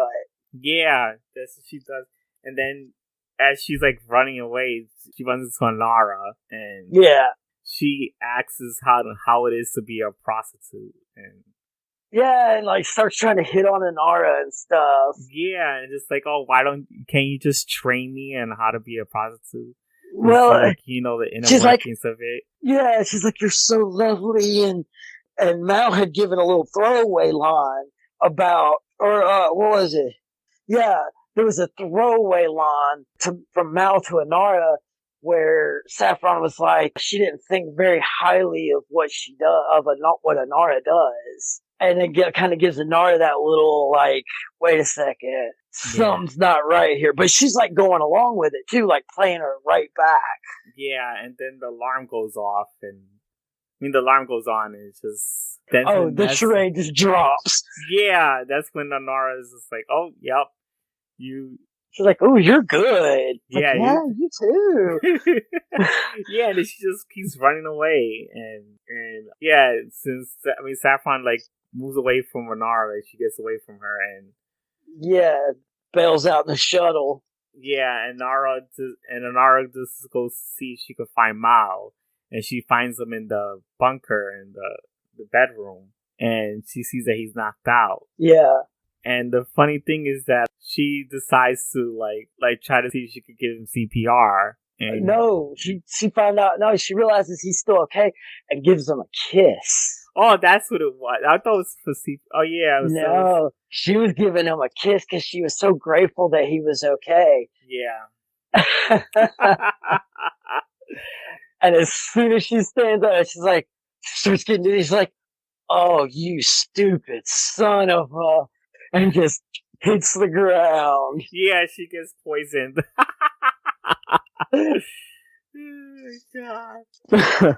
And then it's like, yeah, and then eventually, like after Onara falls down, it like fast forwards a little bit. That you see, it cuts to Mao waking up from his knockout. And everybody's like in the like around him and everything, and Inara's over there in the corner laying down. Yeah, she tries to act like nothing happened to her, like she's okay. Right. Like, oh, I fell, I hit my head. Yeah, I just fainted and hit my head on somewhere. and Mal's just like, wait a second, because while she's sitting there like with something on his head, he's like, wait a second, so did you just like Zoe's like, no, he got knocked out. My man's too strong for that. Like too smart for that kind of move. And then Inara's just like, oh, I fell, I hit my Yeah.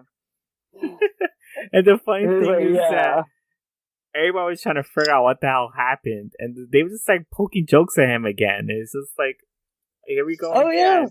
Everybody's talking smack on him, and it's just like, and Shepard talk about the special kind of hell. Like, Mel gets nothing but shit the whole episode, man. Yeah. Oh my god. And then they all find out that she's like, because Inara's like, oh yeah, she's had training. Yeah. And Mel's like, see, look at that. Because because the only one that was actually able to resist her, besides Inara figuring out something was going on, was Wash. Mm-hmm. So, because Jane would have fallen for it in a split second, you know that. Shepard, he wouldn't have fallen for it. Wash didn't fall for it, but Jane and Mal, they both. Well, Mal did fall for it. You know, Jane would have. He would have fallen for that so with the quickness. It would have been ridiculously quick. She wouldn't even had to try with Jane. Yeah. Because, I mean, he was just like, I'll trade you my gun. So, but yeah. And they figured out that something is wrong with the ship, and Wash tries his best to get the ship working, and it doesn't work, and they find out that the ship is going into is crashing into a satellite that has this electric thing that like short circuit like the ship. Basically a type of EMP net. It's electromagnetic pulse net that would have basically temporarily disabled the systems, and as they said, pump enough electricity through would have basically made it where anybody alive inside the ship would have basically been cooked. Yeah. She'd steered the ship towards this trap that apparently she was in, Saffron was in cahoots with these salvagers. Yeah, that's what it was. To put it simple. Yeah, and they were kind of heading right into it, and it was kind of crunch time because Wash and Kaylee had to figure it out quick. And Mal thought of a good plan to just try to get to where they had to wear these suits. Yeah. And the little green kind of spacesuits. Yeah, the spacesuits. That was the spacesuits. Yeah. And they were trying to get to where the men are with the satellite and try to kill them. Yeah, they do end up killing them. And shoot the little power boxes. And it was really neat, though. I have to give it up to them for accuracy on this, because Jane points out that the gun requires oxygen in order to fire, and so they come up with the plan to put the gun kind of have the gun in the suit in an extra suit. Yeah. And use the oxygen supply in the suit so that the round can actually fire. And that's actually because they were firing out the front bay door, which is weird. On the ship, it's weird because they don't have a back bay. The bay is in the front. Mm-hmm. And so you open the bay, all the oxygen in that room is gone. It goes out into space. So, I have to give it up on that because, most shows just be like, oh, just fire it. But no, scientifically accurate. Yeah. And it was pretty interesting how Ma was able to figure that out, just to go where the men are with the satellite and just kill them. And shoot the satellite down to make it not work. They were points on cleverness for sure. Yeah, and they was able to maneuver away from the satellite. After they redirect the satellite to not hit them, Mao goes to find Saffron, and because she had escaped with the ship earlier, and so now and took their shuttle. Yeah, so he wants to go find her on his own. And he tries to fight her off, and when he busts in, honey, I'm home. Yeah, and that was a really good fight scene. Yeah, it Like, I was was. surprised. That was a pretty good fight scene. Yeah, he gets her down, and she's like kind of undressed, and she's just like tries to hit on him again. And And he's he's like, like, yeah, no. it's not working this time. He's like, yeah, I know better than that. And like, she's just finally like, okay, fine, kill me. And he's like, if I was gonna do that, you would be dead already. Yeah, because he just wants to find out why she did the things that she did, and that's why. Yeah. You know, Like, he's not merciless or nothing. He's not like, I'm not just gonna come kill you. I do want to know why you did this. yeah, But he does knock her out. He's yeah, just like, after that little conversation, yeah, and then he decides to leave. he's just like, all right, I'm gonna take my shuttle. Bye. Yeah, and Which I don't blame him. I mean, come on. After all that, yeah, it's like, yeah, no answer. It's because he asked her, he's like, what's your real name? Like, once the fight happens and all that, and he's got her, like, pinned where she can't fight or try and kill him or yeah, anything like that. And he's like, what's your real name?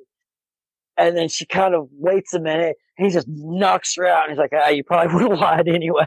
yeah. He said that she would have lied anyway. Yeah, that's what happened. Which, granted, she probably would have lied anyway. Yeah, she would have. I think that's what she would have done. Like, they played that episode like really well. How they did the last minute twist with that she's a scammer, basically. Like, Yeah, I thought they played that out really, really well. And like, yeah, basically that's the episode. Like, well, this not the it's not the end of it. It's like a little. oh, was it not? There's a one clip. There's one clip that you missed when Mal goes back to the ship and he talks with Anara and asks about how she fainted. Oh, how could I have forgotten about that? Yeah. And the funny thing is that he says, "Oh, I know what you did. And you kissed her, didn't you?" It's just like she's just like, "No." It's like, "Yes, you did." It's like, and she just like ignores him and just like, Because he's like, yeah, you fell for it. yeah, you It's like, kissed I her. knew you fell for it too. And she just like, she kind of just doesn't really try and correct him. Yeah, she's like, forget it. Yeah, she's just like, I'm not going to really bother trying to correct him. And it's like, because this is like, I actually was worried about you and was so relieved that I kissed you.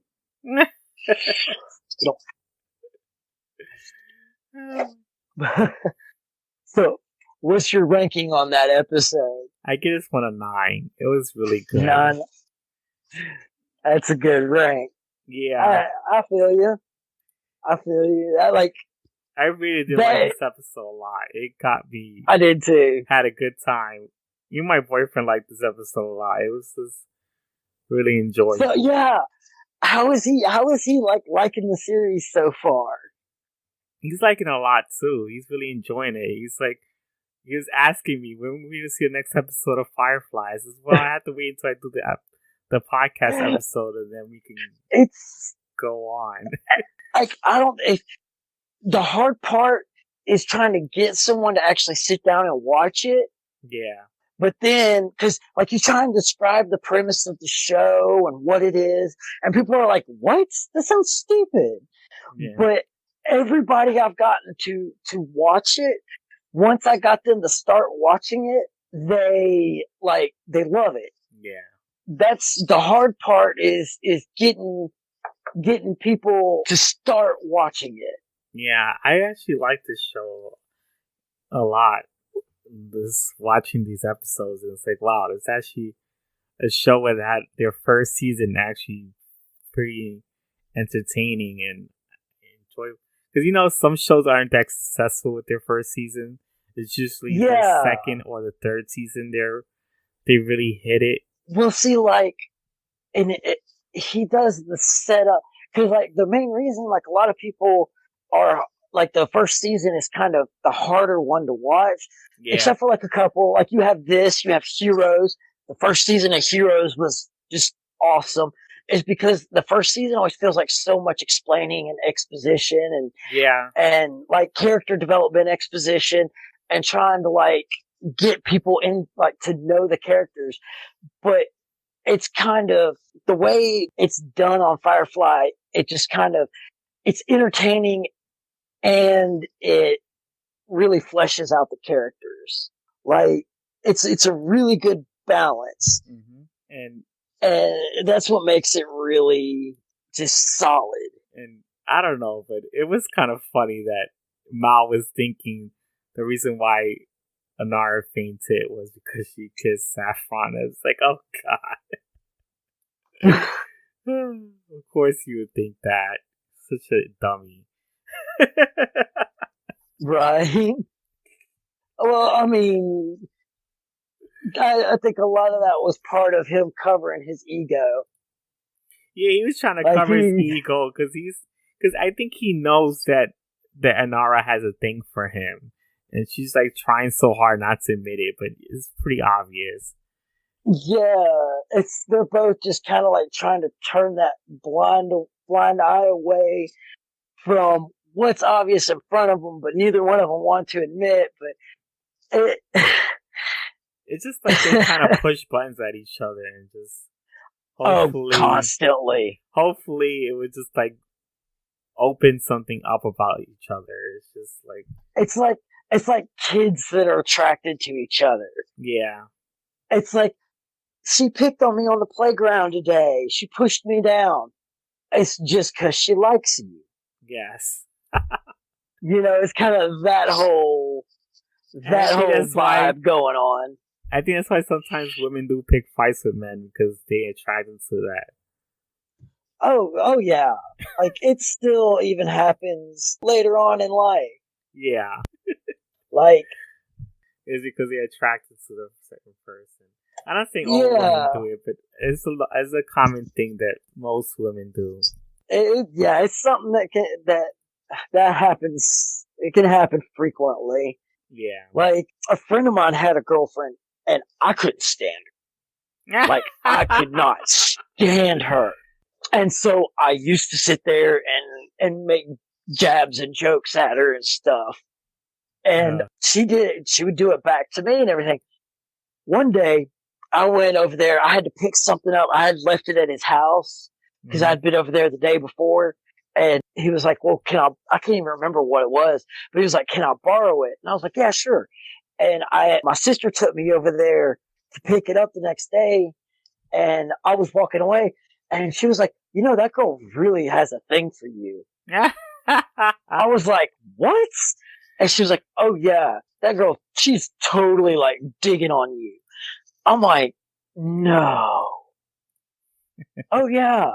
And like apparently when I walked away, I guess she got like a look on her face or something, or expressed a action that said that to my sister. I never noticed it, didn't care, but yeah, and like apparently that was her trying to flirt with me, and in actuality, when I was doing it back to her, it was because I couldn't stand her. Which my friend knew. My friend knew I couldn't stand her. Yeah.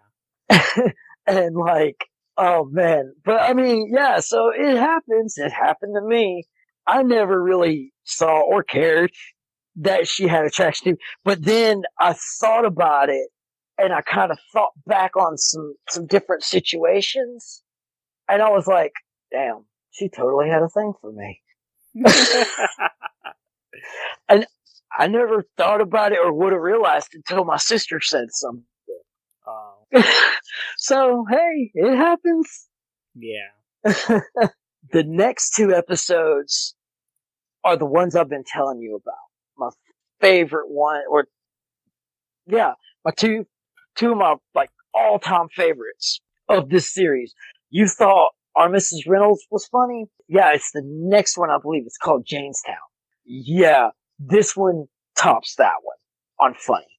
Yeah, so, it is Janestown, and the and then Out of Gas. Gas.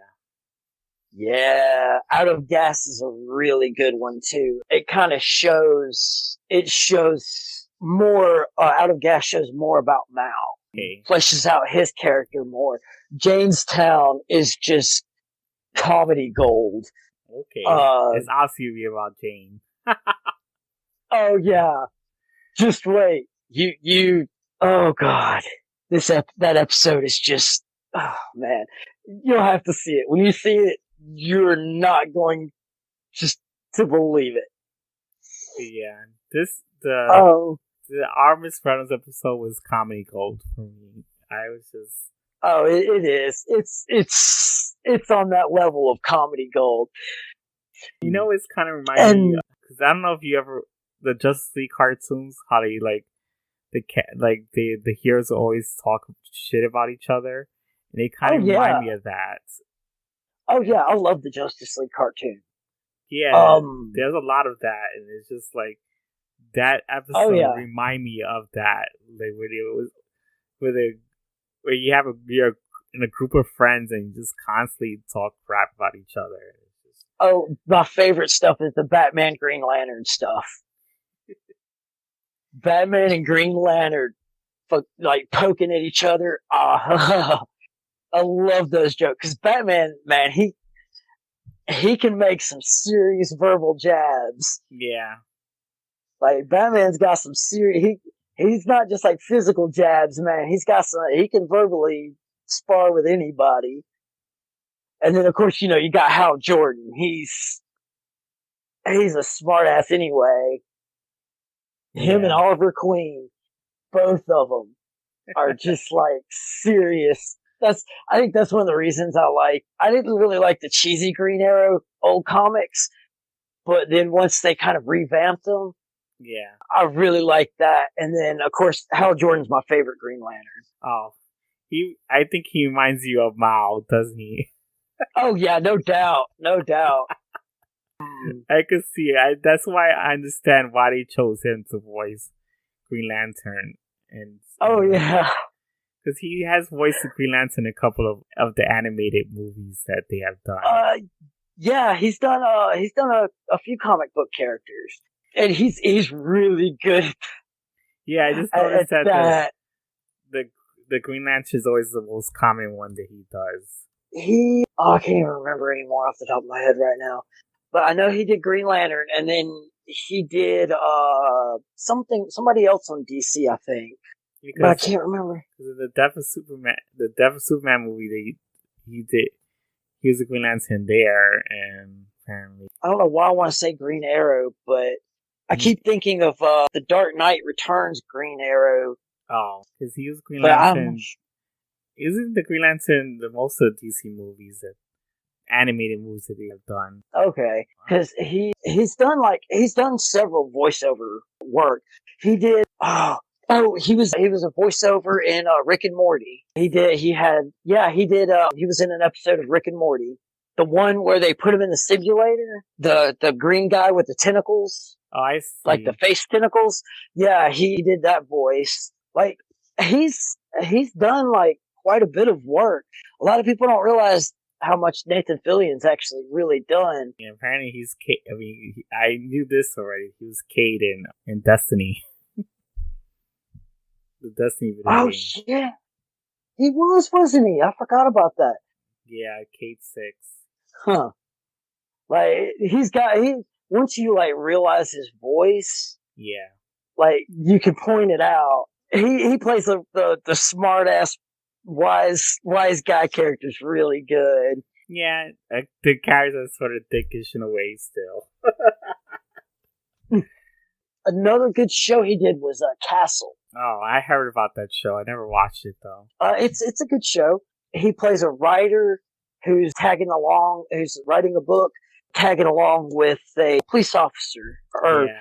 She's a detective, actually. Sorry, she's not a police officer, she's a detective. And it's a good show, up to like a certain point. It's not running anymore, but like the last little bit, like the last season, wasn't as good. But all the way up until like the last season is really good. There's one thing. I just realized because look, he's IMDb. You know, he plays himself in The Big Mouth. Really? Yeah, because you know, I don't know if you've seen that show from Netflix. I haven't ever watched it. Oh, because it's like they make fun of Firefly a lot, and he plays himself in there. Nice. There's a show called Con Man. Yeah. And it's him and Alan Tudyk. They basically play characterized versions of themselves. Yeah. It's really good. All right. It's a show they did together where they're kind of like playing characterized versions of themselves, going to like from a popular canceled sci-fi show and going to conventions and stuff. Oh, I see it here. Yeah, and it's really good. If you've never checked it out, it's a very entertaining watch. And they basically just kind of play themselves, just a bit over exaggerated. Mm-hmm. And Alan Tudyk, which, by the way, if you haven't seen the original, I think I've mentioned this, Death at a Funeral, the original one. Oh. It's a British movie originally. Oh, okay. Alan Tudyk is just amazing in it. He plays most of the movie extremely high. Okay. So and the chick that plays Saffron, she did some stuff on Sci-Fi, but she's a great actress. Like they've got a really solid cast on that show, and it's funny. Like all of them, that's all of them in their early days. Like that's them like just starting out. Yeah. So they do really well for considering that show was most of them really, except for like Ron Glass. I think he had done some stuff before that, but like that show was their beginning. Mm-hmm. And they all like nail it out of the park, except for Adam Baldwin. He had done some stuff, which I mean, he's a Baldwin. They're all actors. Yeah, I know. I think the Baldwins, all of them except the one in Firefly, I think all of them were made in clone machines. You can like totally tell. He's the only one that doesn't look exactly. They all like have that same similar features and stuff. Oh no, they do look very similar. Even Stephen Baldwin, like he even looks like his brothers and stuff. The Baldwin family is a genetics anomaly. Yeah, they all look alike. I can see it. They have pictures of them together. Yeah, like now if you want to see like crazy diversity, like they look similar, but they don't. It's weird. Like they have similar features in certain areas, but unless you focus on those, you can't tell they're brothers and all that and related. The Skarsgårds, another family of great actors. But yeah, so we got like what, 6 more episodes left now? No, 6, 7, 8 episodes left. Yeah. 8. Oh, I was close. Yeah. So close, yet so far. Yeah, but we're starting to get into we're about to start getting into the other side where everything's gonna start coming together now. Yeah. And I think you're really gonna enjoy which I mean, it doesn't lose its humor and it keeps its good pace. That's one thing about Firefly, is it keeps its pace so well. Yeah. Like, it's hard to find a show that keeps a good pace because you have those episodes you love, and then you have those ones where you're like, okay, I get it. You got to do this like story and whatnot, but I can't wait to get the story over so I can get to the next episode. Yeah, those type things. Episodes. Yeah, fillers or just like the exposition type stuff. Yeah, but like Firefly keeps its solid pace, man, all the way through. Like I wish they'd had a bit better camera equipment. But it was this show was made in the 90s, so yeah, I know. Can't expect too much out of it. No, it came in the early 2000s. I mean, it's not like classic Doctor Who, like, oh god, this is just wow. But still, you get so used to high definition and stuff, and it's like, man, I wish I could like actually sit and watch this in actual high definition. Yeah. But I mean, even though, still, it's the cameras are not that the camera quality is not that bad. You can still But you watch can it. tell. Oh yeah, no doubt. But you can tell it was 90s. Like you could tell it was something kind of older, but not that old. So yeah, it's pretty much it. So I think all right. I think we could end it off here, and I hope you guys look forward to the next episode of the podcast. Can't wait to make it for you guys. Yeah, this will be pretty much fun. Hey, hopefully. Oh man. It's okay. You got a comedy episode, and then it's a real like kind of suspense episode. All right. So that's what you guys are in for next time. All right. So talk to you guys later and see you guys then. Thanks for listening.